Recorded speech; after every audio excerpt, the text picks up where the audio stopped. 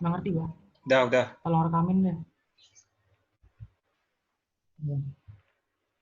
Jadi di tugas 1 ini kan kita cuma disuruh nentuin temperatur sama koreksi resistivitas lumpur ya. Nah, yang pertama itu kita nentuin temperatur dulu.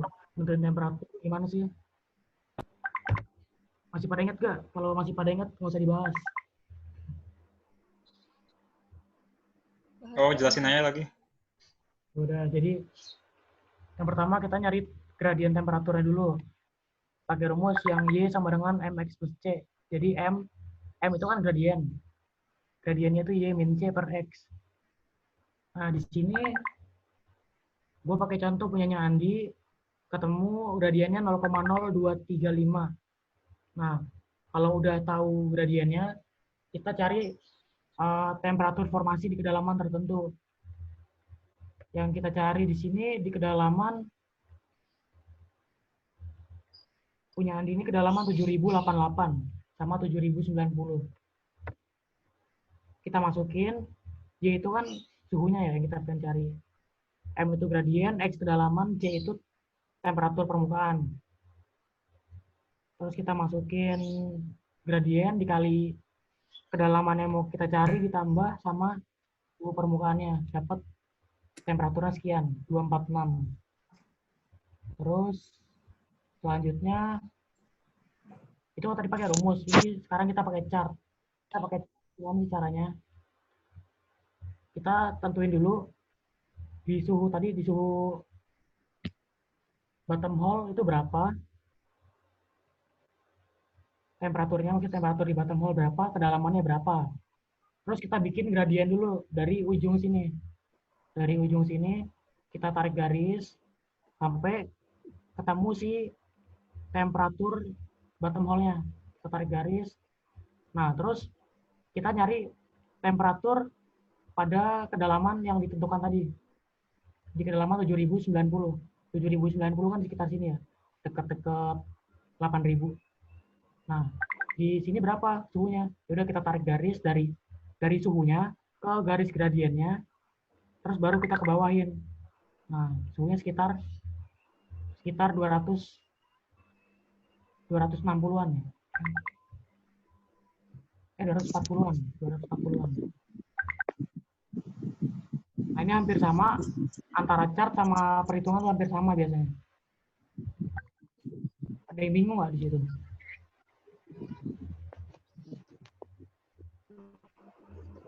Enggak bingung. Nggak bingung, ya udah. Lanjut ya. Tes. Lanjut review ke ini koreksi RM, RMF sama RMC. Jadi rumus RM, RMF sama RMC ini cenderung sama cara nentuinnya. Pakai yang pertama pakai chart. Pakai chart tuh caranya kayak gini. Jadi kita tentuin dulu RMF di suatu kedalaman itu berapa. Nah, misalnya kita di kedalaman, kita pakai suhu nih ya. Ya pada suatu suhu, misalkan di suhu sekian resistivitasnya itu berapa Kenapa emang sih? kalau tikus mati berhari-hari? Ya.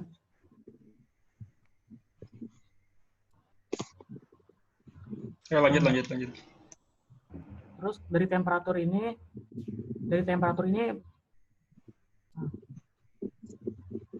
satu temperatur kita dapatin resistivitas, terus kita nyari di temperatur lain resistivitasnya berapa sih. Nah, kita ngikutin aja nih, ngikutin garis trennya ini. Misalnya nih yang kuning itu kan RMC ya.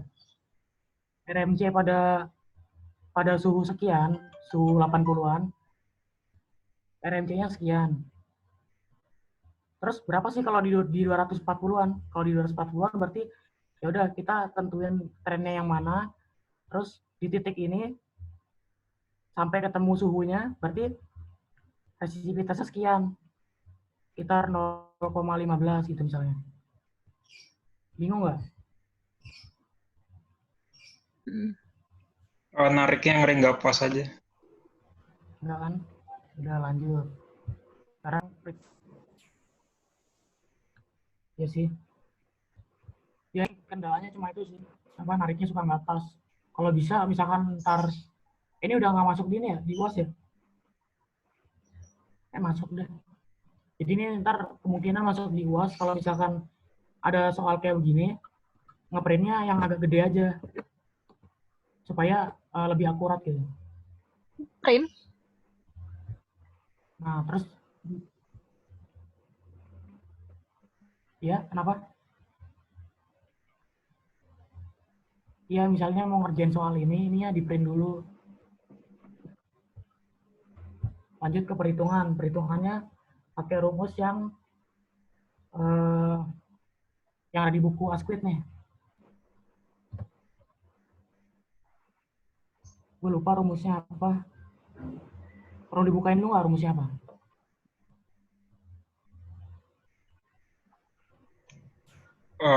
Bentar, Dibuka di buka aja.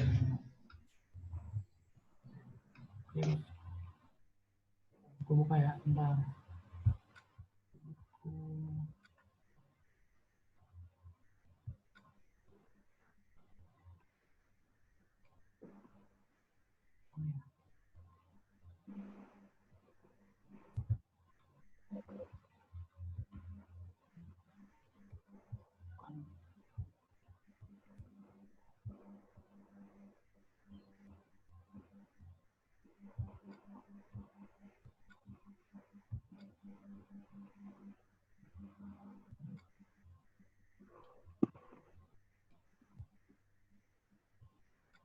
Sebentar.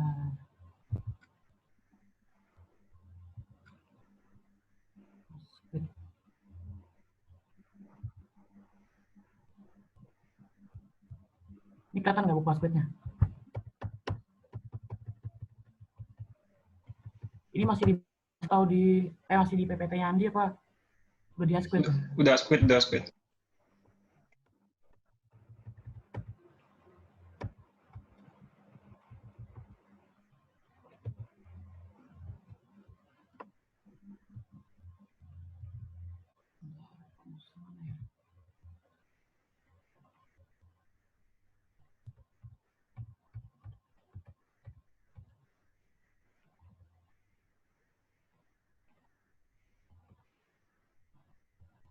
Nah, ini rumusnya nih.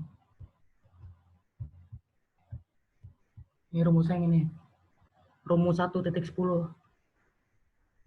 Jadi kalau misalnya kedalamannya pakai kaki, berarti pakai rumus yang atas. Kalau pakai meter, pakai rumus yang bawah. Jadi resistivitas resistivitas pada temperatur formasi tertentu itu rumusnya itu resistivitas pada temperatur yang diketahui dikali temperatur yang pengen kita cari ditambah 6,77 dibagi formation temperatur ditambah 6,77. Nah, kita balik lagi. Nah, jadi di sini kita tadinya punya resistivitas awalnya sekian 0,33 dikali suhu permukaannya ditambah 6,77 dibagi ini suhu formasinya ditambah 6,77 hasilnya sekian. Jadi pada suhu 80 resistivitasnya 0,33. Pada suhu 244 resistivitasnya 0,113. Jadi bisa kita lihat, jadi semakin dalam ya resistivitasnya semakin menurun. Nah, selanjutnya kalau kita udah bisa nentuin ini RMC, RM sama RMF, kita nentuin nilai RW. Itu satu kan kayak gitu.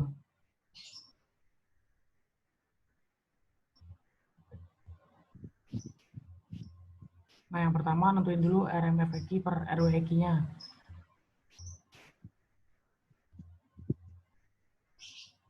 Di sini ada Andi nggak?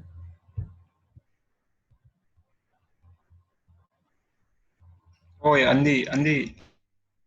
Apa? Coba Andi, lu jelasin di ini gimana Andi? Lupa gue.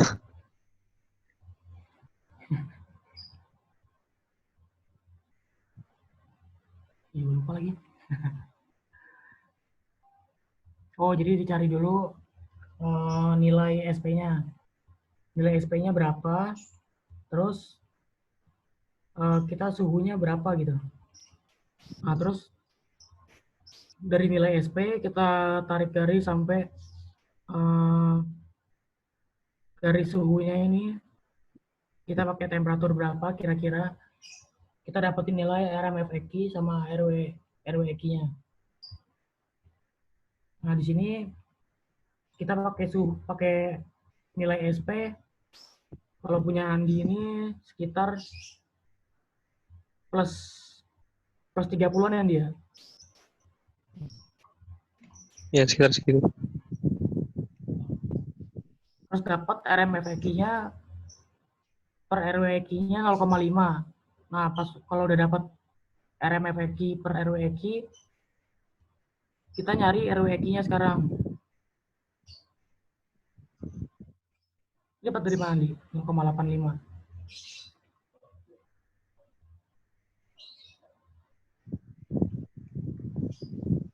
Dapat dari mana, Andi? Ntar gue lupa.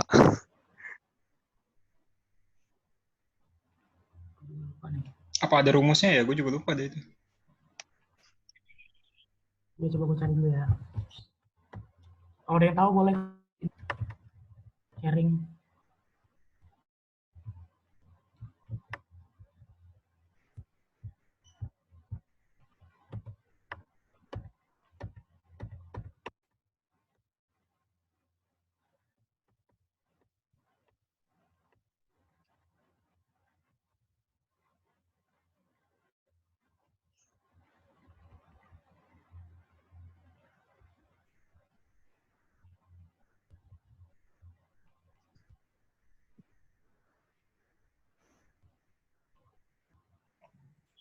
Kita belum diajarin pakai yang SP correction.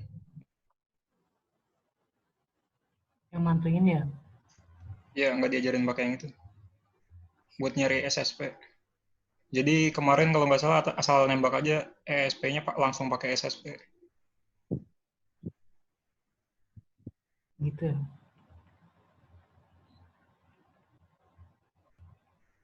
Kalau ini sih gampang sih. Jadi SP dari lognya berapa? Misalnya SP dari lognya kalau di sini 50. Terus SP correction faktornya dilihat dari ketebalan lapisannya. Misalnya ketebalan lapisannya sekitar 8 kaki. Sini 8 kaki. Nah, 8 kaki diketemuin sama grafik RI per RM. RI itu MSFL. MSFL per RM.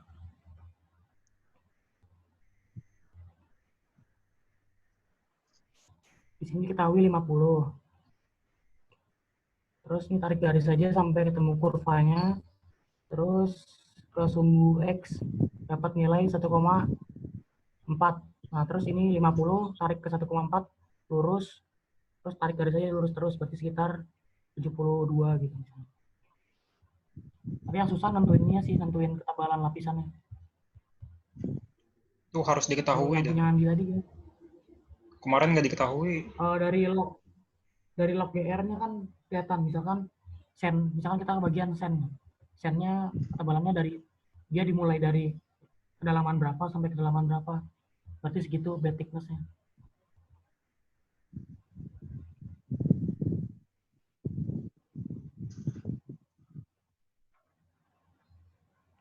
Bentar, aku cari yang punya Andi dulu.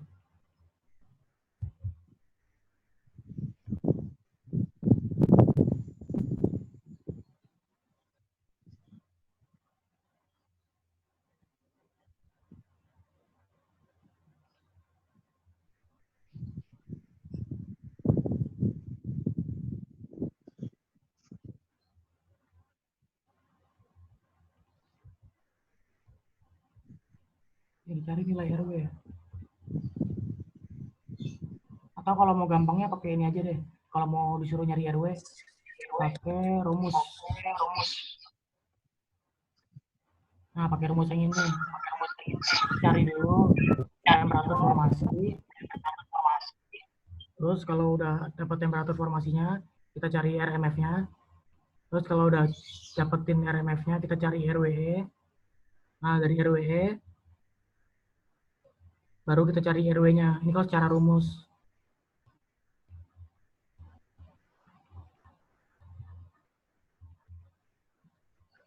Tapi kalau pakai chart, gue juga agak lupa.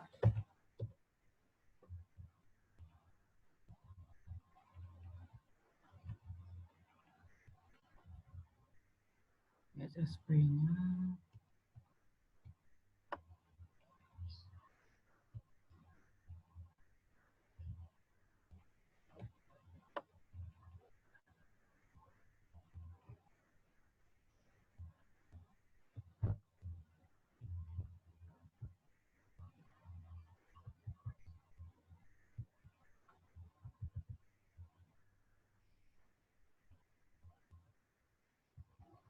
Chart selam bersihnya kayaknya kagak ada yang kagak dikasih.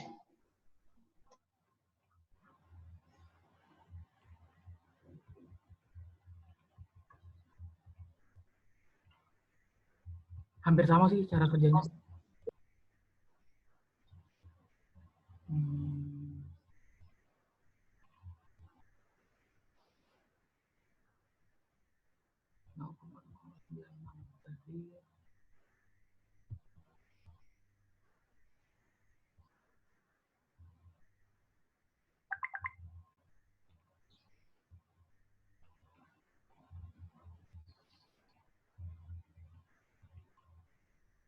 Oh,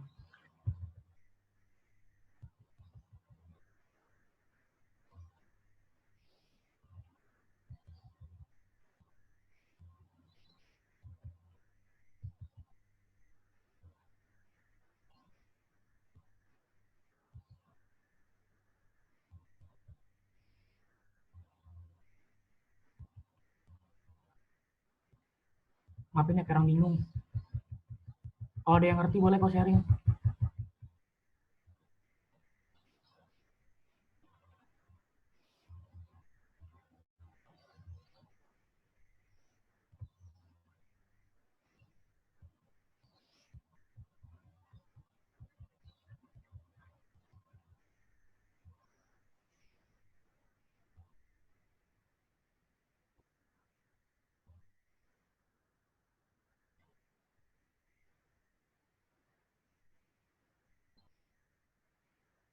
Lo ngerti nggak, Gos? Di sini, Gos.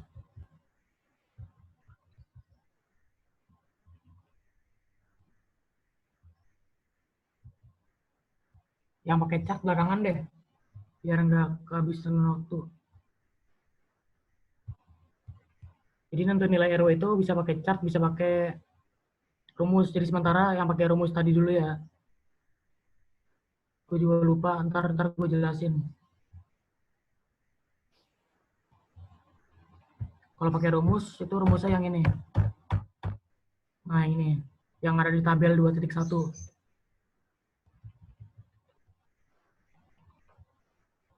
Lanjut ke tugas 2. Tugas 2, gue di sini pakai punya Gozi. Tugasnya mencari nilai RXO sama nilai RT.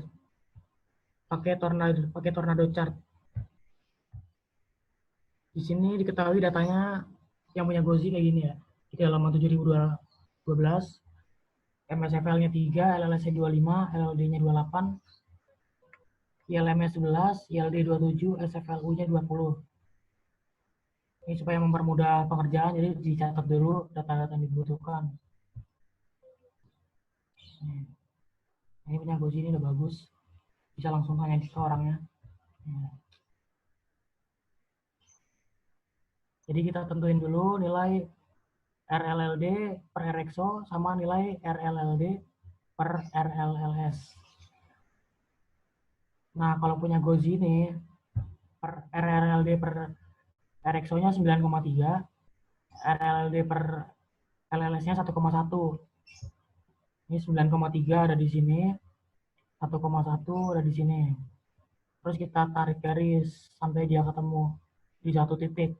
Nah, di titik ini itu punya nilai RT per LLD, berarti dia ngikut antara 1 dan 1,2. Nah, ini Gozi dia 1,1. Jadi itu interpretatif aja. Terus DI-nya 0,42. Nah, ini gue sih kasih alasan kenapa masih sekitar segitu. Ini agak meragukan karena nilai DI skala terkecil 0,5. Yang dimaksud itu, ini DI itu ada di sini. DI skala terkecil 0,5. Kita pakai DI yang meter karena data log kita meter ya kedalamannya. Ini 0,5. Ini dari 0, 0,5, ini 0,75. Nah, Gozi ini dia ngasih titik kira-kira 0,42. Terus RT per RXO-nya dia ambil 10,2. RT per RXO itu kayak gini. Nih yang ada angka ini nih. 2, 3, 5, 7, 10, 15, 20. Nah, di sini kira-kira 10,2. Terus cara nyari nilai RT-nya gimana? Jadi berdasarkan nilai per LLD, nilainya 1,1. Jadi RT-nya itu 1,1 dikali RLLD. Hasilnya 30,8. Nah, berdasarkan RT per RXO 10,2. Nah, jadi nilai RT-nya 30,6. Hasilnya nggak jauh beda.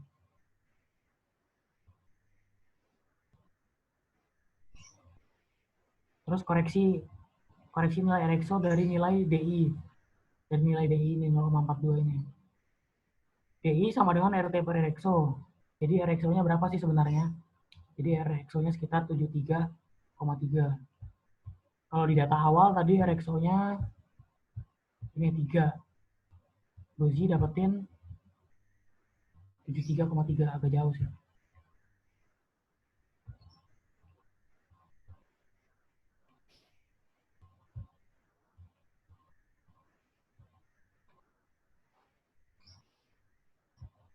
Nah, ini kenapa bisa hasilnya beda banget? Karena dia itu ada di luar chart. Nah, kita nggak bisa nentuin nilainya. Yang tadi nilai DI-nya karena itu di bawah 0,5, kita nggak bisa tahu tuh detailnya seberapa. Kita nggak bisa tahu. Terus juga di RT per RXO-nya itu juga kita nggak bisa tahu karena saking kecilnya chartnya. Tapi kalau misalkan datanya ada di tengah-tengah sini, biasanya mendekati hasil sebenarnya sih. Jadi kalau di sini, terus di titik ini, sama di luar itu kayaknya nggak perlu dikoreksi sih.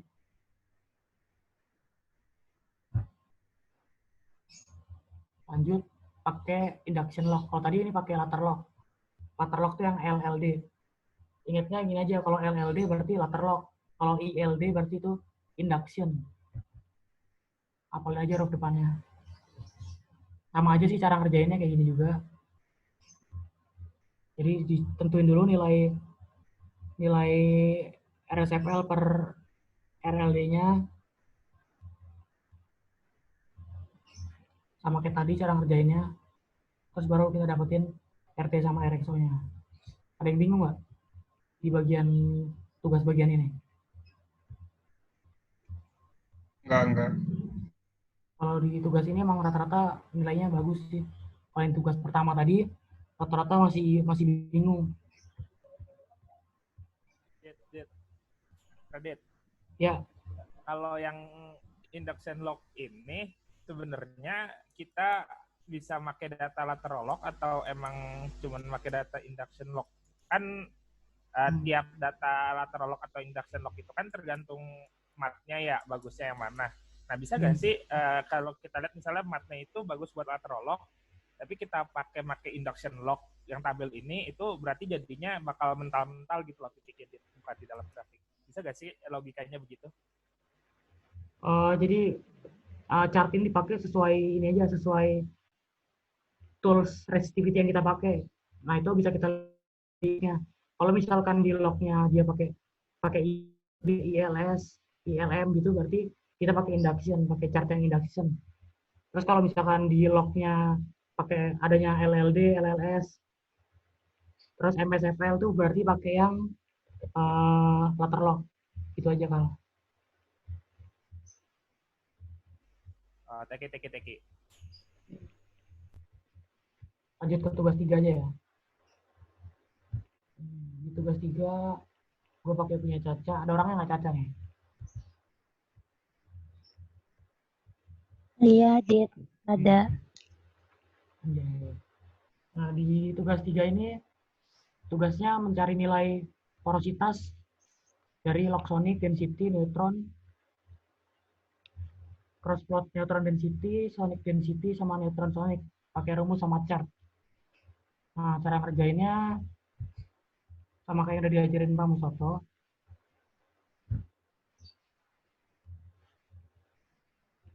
Pertama, kita kerjain yang sonic dulu di soalnya Caca ini. Diketahui nilai sonicnya pada kedalaman 7114 itu 87. Terus delta T fluidanya 185 karena diketahui. Ini masih pada bingung nggak nentuin saltwater mat atau freshwaternya? Dari heading kan?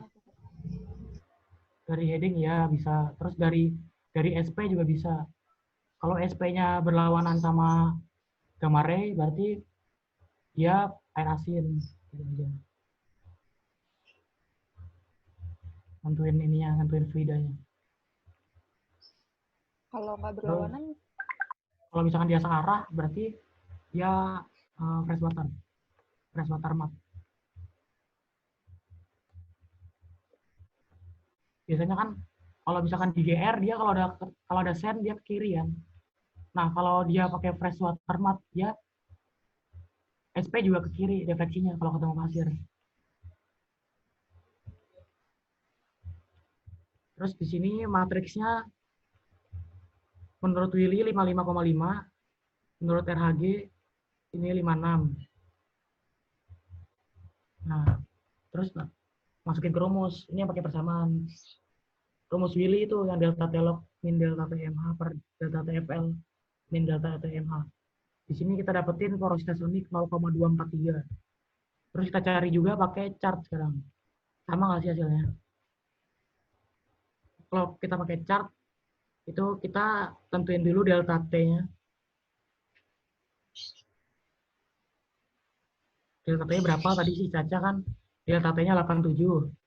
Ini nilai sonicnya. 87. Terus berarti di sini kita 87 kita tarik sampai ketemu ini quartz sandstone. Karena litologinya biasanya kalau misalnya di soal cenderung kasih sandstone sama shell, sandstone shell gitu. Nah, yang jadi reservoirnya itu apa? Biasanya kan sandstone. Udah kita tarik garis sampai ketemu sandstone. Terus kita tarik garis juga ke kanan atau ke kiri sama aja. Itu berarti nilai porosity-nya. Nah, porosity di sini nih hitungannya persen. Jadi sekitar 24% nih menurut Caca. Bingung nggak sampai situ? Enggak. Oke, lanjut. Nah, ini kalau menurut RHG, rumusnya yang ini, yang 5/8. Hasilnya 0,223. Nggak beda jauh.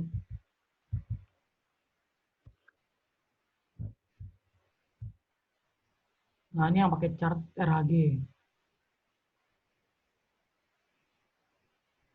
Sama aja sih hasilnya. Bagusan mana tapi hasilnya?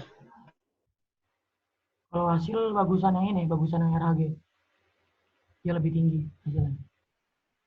Kalau chartnya, sama aja sebenarnya. Kalau perhitungan lebih tinggi, oh ini deh, Willy. Jadi kalau misalkan kita mau optimis ya pakai ini aja, pakai Willy misalkan. Wah ini porositasnya tinggi nih, pakai Willy aja, biar kelihatan gede gitu. Kalau pakai ini kelihatan kecil. Tapi sama aja sih, kalau 20% tuh udah di atas 20% udah bagus ya. Terus ini density, nyari porositas density. RHOB itu nilai density-nya di log berapa? Caca ini 2,38. Terus rho 1,15 karena saltwater. Kalau freshwater 1. Terus raw matrixnya sandstone 2,644. Kita masukin ke rumus aja. Rumusnya ini ketemu porositasnya 0,17. Terus kita buktiin pakai chart. Bener nggak sih segitu? Nah, hasilnya nggak beda jauh. Ngerjain sama kayak tadi. Jadi yang di bawah ini robenya. Terus tarik garis sampai ketemu raw matrixnya. Di sini raw matrixnya kita pakai sandstone, quartz seperti ini. Terus kita tarik garis sampai ujung sini.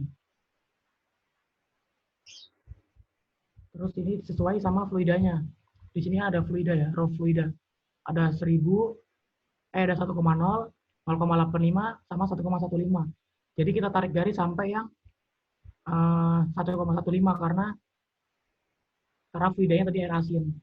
Ingat ini yang harus diteliti di sini. Kita tarik garisnya sampai fluidanya.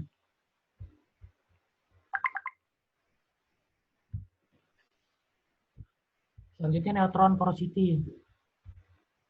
Di sini diketahui NPHI-nya 25, litologinya sandstone. Jadi neutron porosity ini nggak ada rumusnya. Kalau di buku Asquith, tapi kalau di Google suka ketemu rumus neutron. Nah itu gue nggak tahu bener apa enggak. Belum pernah pakai juga. Biasanya kalau neutron itu katanya dia udah porositas sebenarnya. Jadi 25% gitu. Bener nggak sih? Nah ini kita pakai chart. Kalau pakai chart kita ketemunya sekitar 29%, nggak beda jauh kan? 25%, 29%. Cuma ini dikoreksi terhadap matriksnya. Kak, Ya, mau nanya, itu gue yang di bagian grafik ini, NPHI-nya 41, itu gue bikin garis tambahan gitu, bisa nggak sih? NPHI-nya 41.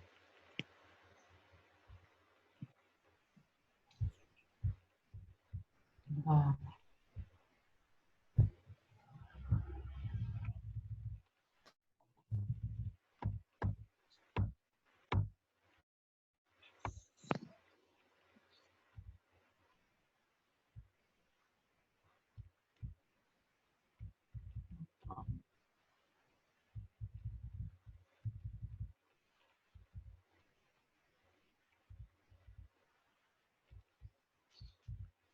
litologinya apa? Sandstone.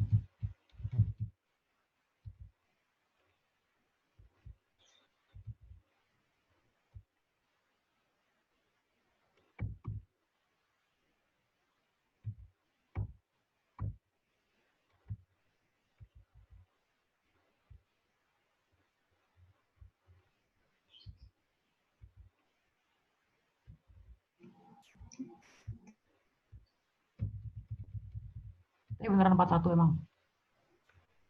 Beneran, Kak? Logis sih, soal skalanya sampai 60 kalau nggak salah.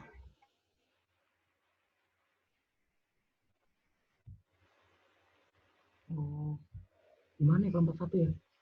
Aku juga belum tahu sih kalau itu. Ntar gue tanyain ke Pak Mustafa deh. Oh ya, Kak, Nambah. itu berarti selalu sandstone ya, plotnya? Kalau buat di pelajaran, ya selalu sandstone aja. Karena kalau di pelajaran Pak Mustafa kita pakai sandstone sama sial aja. Nggak pernah ke litologi lain.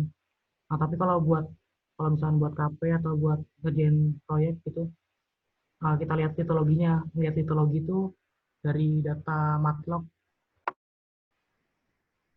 atau dari data cutting biasanya. Nah, itu dikasih tahu di kedalaman sekian eh, batuannya apa, itu ntar ada datanya di matlog. Jadi kalau buat pelajarannya Pak Mustoto ini, kayaknya pakai sandstone aja deh. Oke, makasih, Kak. Bingung gak sih matlog tuh kayak gimana? Belum pernah dikasih lihat. Coba tunjukin matlog ya.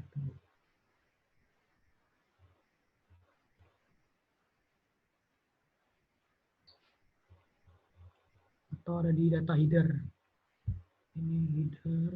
Ini header tuh kayak gini. Kalau kalian pengen tahu, jadi di sini dikasih tahu lognya kedalamannya sampai berapa totalnya, terus berapa kali ngebor gitu-gitu. Terus kalau mau lihat matlog ada di sini. Nah ini dikasih tahu misalkan di kedalaman.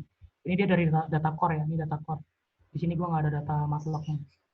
Ini data core. Misalkan di kedalaman 2457 kita dikasih tahu batuannya limestone, terus ciri-cirinya kayak gini, ini ciri-cirinya. Terus ini berdasarkan data cutting, jadi batuannya itu core-nya itu diambil terus dihancurin, terus dilihat oilnya berapa, waternya berapa, terus porosity-nya berapa gitu. Ini namanya data core. Kalau data matlog itu bentar aku tunjukin kalau masih ada.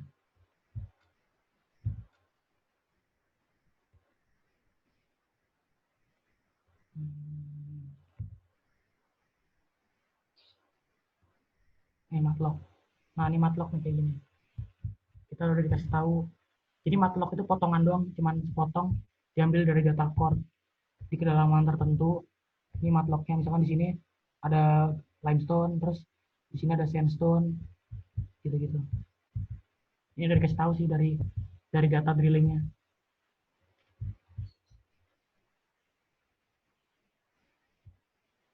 Oke lanjut ya, lanjut ke tugas.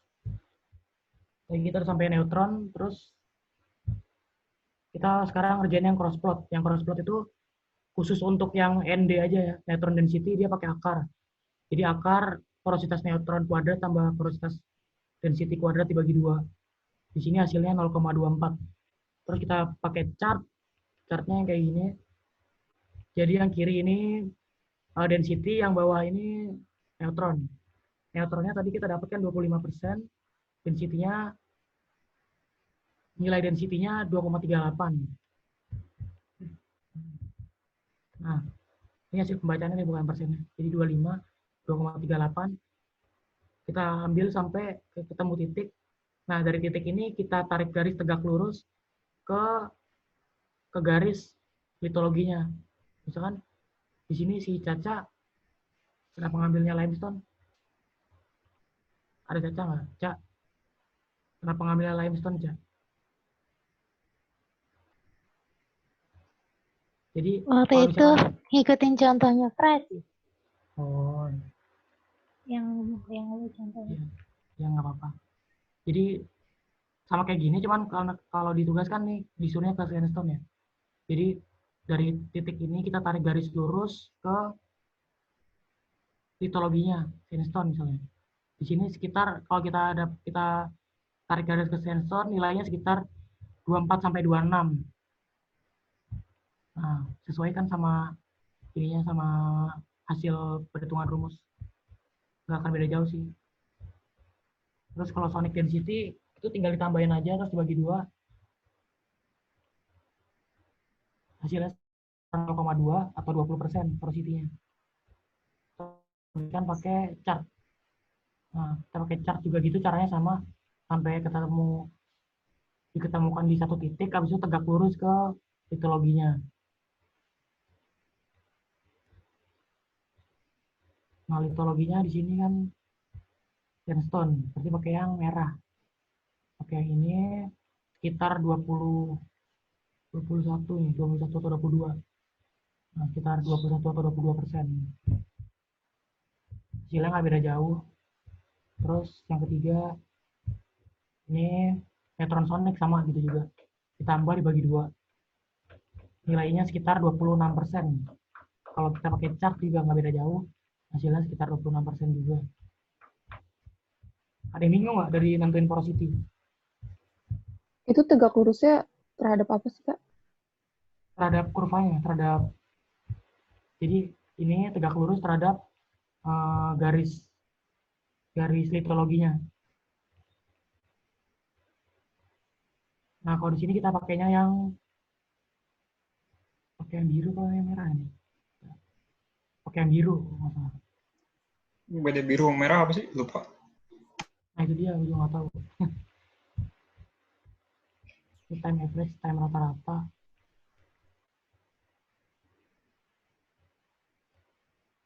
Jadi kita pakai rata-rata yang pada umumnya aja. Jadi pakai time average.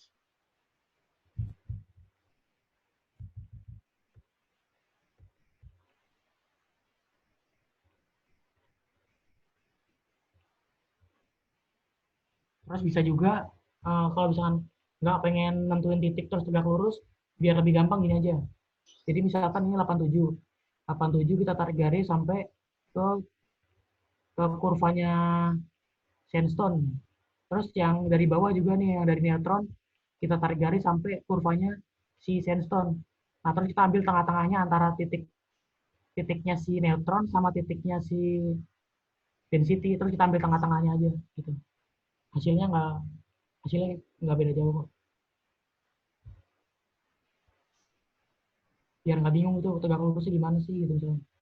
Ini kita kasih titik di sini, terus ini kita lanjutin sampai atas, kita kasih titik di sini, terus nilainya ada di antara dua titik ini gitu.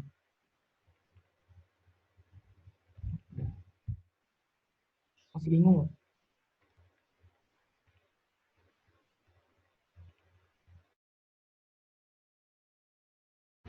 Dit, sebenarnya gue tuh bingung ya, yang bawahnya tuh NPHI apa dari ini sih? Yang itu tuh, yang tadi single neutron. Itu kan CNL core ya. Nah, tapi yang di bawahnya tulisannya CNL core. Jadi harusnya kita pakai CNL core juga gak sih yang di sini? Di dual log.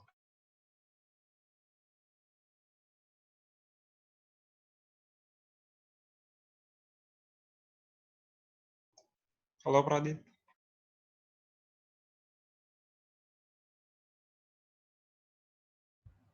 Tes. Kedengeran nggak?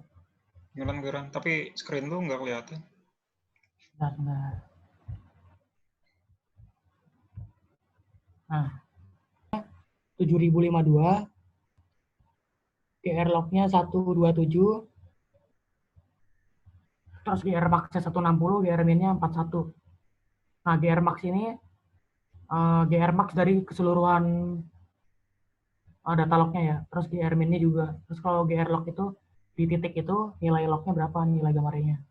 Nah, terus indeks gamma, kita nyari indeks gamma ray kan IGR sama dengan visual.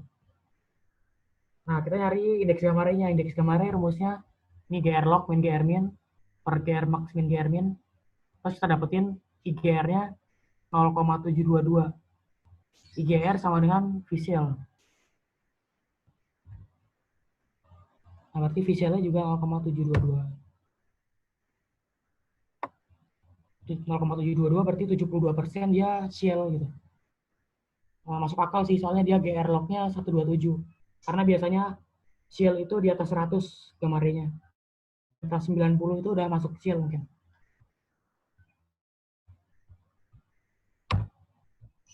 Terus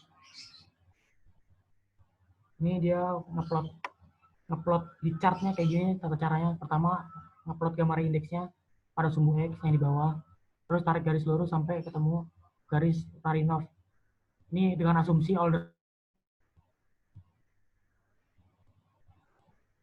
terus habis itu tarik garis mendatar untuk mendapatkan visual.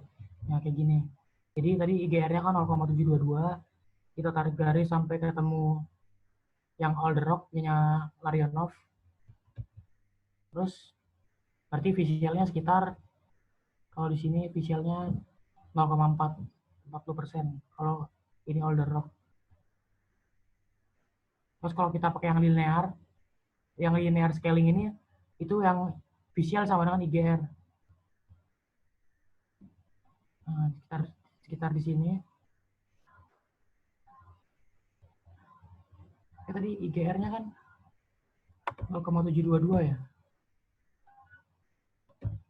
Nah ini 0,722. Kalau kita pakai yang Alderrock, dia ketemunya 0,6. Tapi kalau kita pakai yang linear scaling, maka dia akan ketemu visual sama dengan IGR. Karena dia linear. Terus kalau di tugas yang nomor 2, itu diketahui visualnya 40. Terus kita disuruh nyari GR-nya berapa. Itu tinggal dibalik aja. Kita punya visual 40, terus kita disuruh nyari GR-nya. Ya udah dari 40 ini kita tarik garis. Misalkan kita disuruhnya linear nih, ya udah kita ke linear 40, berarti IGR-nya 40 juga. Nah, kan IGR itu kan GR log min GR min per GR max min GR min. Terus kita masukin ke rumus. Didapetin GR log-nya 105. Kayak gitu. Di sini ada yang bingung nggak? Kalau ini soal nomor 2 ini.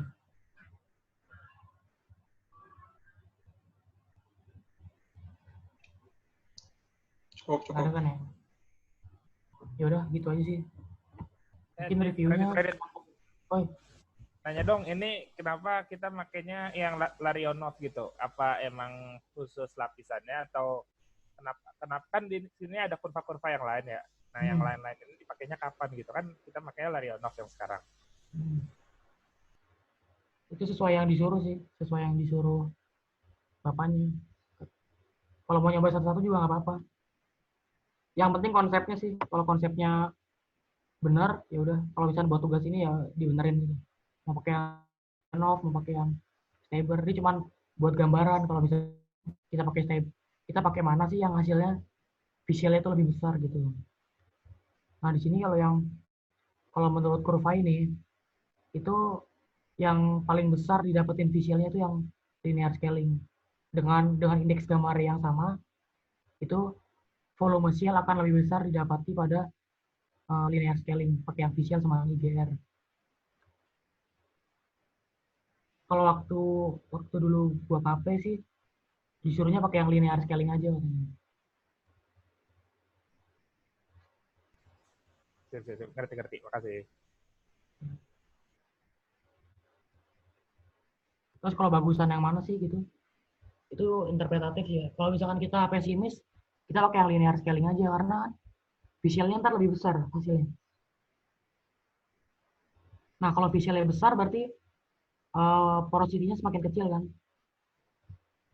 Nah itu kalau kita pesimis, langsung aja kita pakai gini, yang Larionov tertiary rock. Tertiary itu kan kayak di daratan gitu ya. Nah ini misalnya kita tahu kalau misalkan reservoirnya itu berupa endapan daratan ya, endapan darat. Berarti kita pakai yang Larionov tertiary rocks. Karena jarang sial terbentuk di darat, sangat jarang.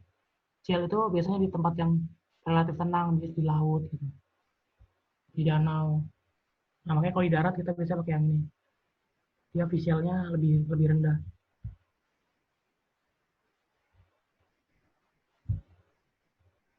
Udah sih gitu dong review hari ini. Kalau ada yang mau ditanyain boleh.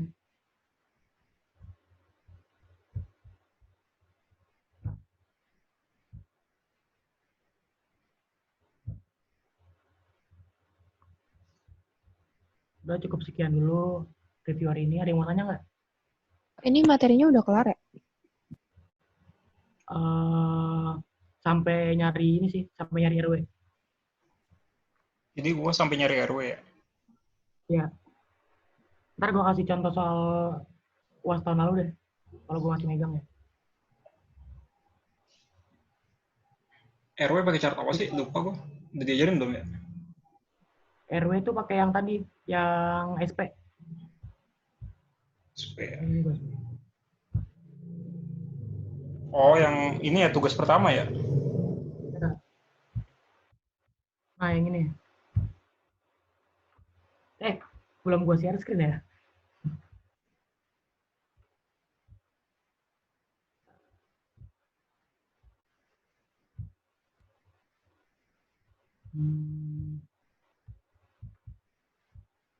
Nah, yang ini.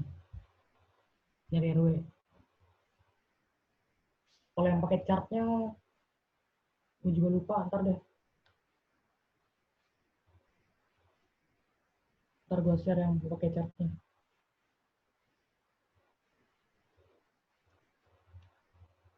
Ada yang masih bingung nggak? Kalau nggak, udah cukup dulu.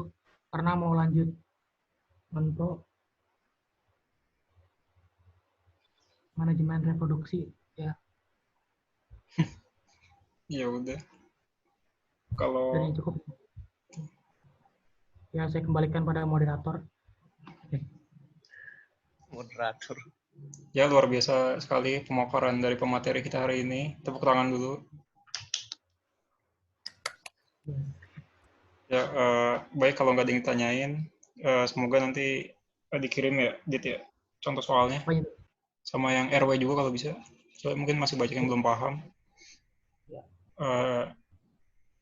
Itu sih, sekian itu aja. Nanti rekamannya kalau secepatnya gue share.